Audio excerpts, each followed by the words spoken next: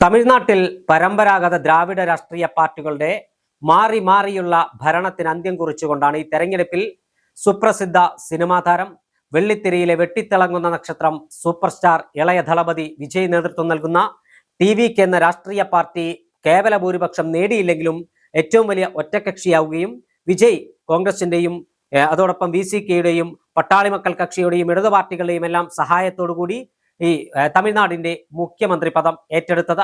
സത്യപ്രതിജ്ഞാ ചടങ്ങിൽ, വികാര നിർഭരമായ ചടങ്ങിൽ തമിഴ്നാട് മുഖ്യമന്ത്രി വിജയ് പ്രഖ്യാപിച്ചത്, ഞാൻ ജനങ്ങളുടെ ഒരു രൂപ പോലും എടുക്കില്ല, അതോടൊപ്പം തന്നെ ജനങ്ങളുടെ ഒരു രൂപയും അനാവശ്യമായി ചെലവഴിക്കാൻ ഈ സർക്കാർ അനുവദിക്കില്ല. ഇപ്പോൾ ഖജനാവിൽ ഒരു രൂപ പോലുമില്ല. മുൻപ് ഭരിച്ചവർ ഖജനാവ് കാലിയാക്കിയാണ് പോയത്. അതുകൊണ്ട് തന്നെ പുതുതായി അധികാരമേറ്റ സർക്കാരിന് മുന്നിൽ വലിയ വെല്ലുവിളികളാണുള്ളത്. എന്നാൽ തമിഴ്നാട്ടിൽ നിന്നും പുറത്തു വന്ന ഏറ്റവും കയ്യടി അർഹിക്കുന്ന ഒരു വാർത്ത, സാധാരണക്കാരായ അമ്മമാരുടെ, സഹോദരിമാരുടെ, സ്ത്രീകളുടെ കണ്ണീരൊപ്പുന്ന അല്ലെങ്കിൽ അവർക്ക് ആശ്വാസമാകുന്ന ഒരു വാർത്തയാണ് തമിഴ്നാട്ടിൽ പുറത്തു വന്നിരിക്കുന്നത്. ആരാധനാലയങ്ങളുടെയും വിദ്യാഭ്യാസ സ്ഥാപനങ്ങളുടെയും 1/2 കിലോമീറ്റർ ചുറ്റളവിലുള്ള ബാറുകളെല്ലാം അടച്ചുപൂട്ടാനുള്ള തീരുമാനം ഒരു സർക്കാർ കൈക്കൊണ്ടിരിക്കുന്നു. അതും അധികാരമേറ്റ ആദ്യത്തെ മന്ത്രിസഭാ യോഗത്തിൽ. വിപ്ലവകരമായ കയ്യടി അർഹിക്കുന്ന തീരുമാനം. ഇളയ ദളപതി വിജയ്ക്കും ടി.വി.കെക്കും വോട്ട് ചെയ്തത്, വിസിലിന് വേണ്ടി വോട്ട് ചെയ്ത ആളുകൾ വിസിലടിക്കുന്ന കാഴ്ചയാണ് നമുക്ക് തമിഴ്നാട്ടിൽ കാണാൻ കഴിയുന്നത്. ആഹ്ലാദാരവത്താൽ സ്ത്രീകളടക്കമുള്ളവർ വിസിലടിക്കുന്ന കാഴ്ച. നേരത്തെ തമിഴ്നാട്ടിൽ ഒരു ചൊല്ലുണ്ട്. അതായത് AIADMK തമിഴ്നാട് സംസ്ഥാനം ഭരിച്ചിരുന്ന കാലം, മുഖ്യമന്ത്രി ജയലളിത തമിഴ്നാടിന്റെ മുഖ്യമന്ത്രിയായിരുന്ന കാലത്ത് പോലീസ് സ്റ്റേഷനുകൾ കാര്യക്ഷമമായി പ്രവർത്തിച്ചിരുന്നു.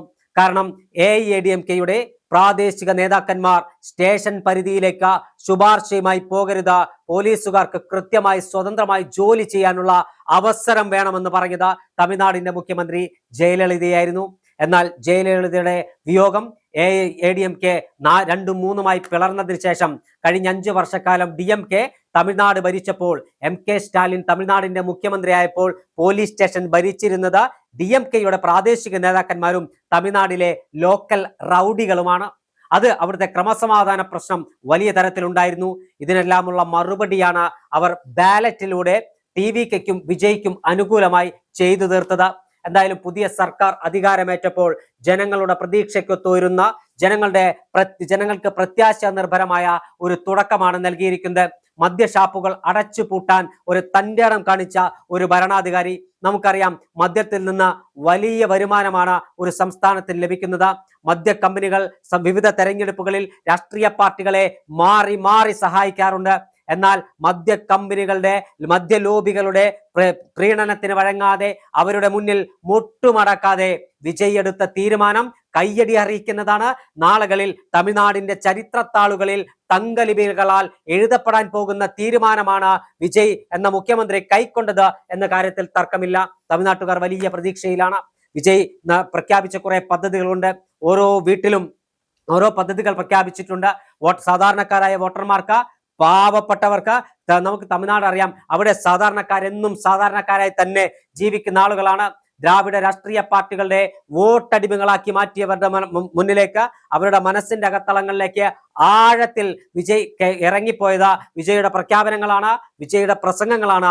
ആ പ്രഖ്യാപനങ്ങളും പ്രസംഗങ്ങളും മുഖ്യമന്ത്രിയായപ്പോൾ ആദ്യത്തെ മന്ത്രിസഭാ യോഗത്തിൽ നിർണായകമായ ഒരു തീരുമാനം കൈക്കൊണ്ട സുപ്രസിദ്ധ സിനിമാ താരം വിജയ് വരാനിരിക്കുന്ന ദിവസങ്ങളിൽ തമിഴ്നാട്ടിൽ വീണ്ടും വീണ്ടും മാന്ത്രികത തീർക്കുമെന്നും പുതിയ പുതിയ പദ്ധതികൾ, വിപ്ലവാത്മകരമായ പരിഷ്കാരങ്ങൾ നടപ്പിലാക്കുമെന്ന് തന്നെയാണ് തമിഴ് രാഷ്ട്രീയ നിരീക്ഷകന്മാർ അടക്കം പറയുന്നത്.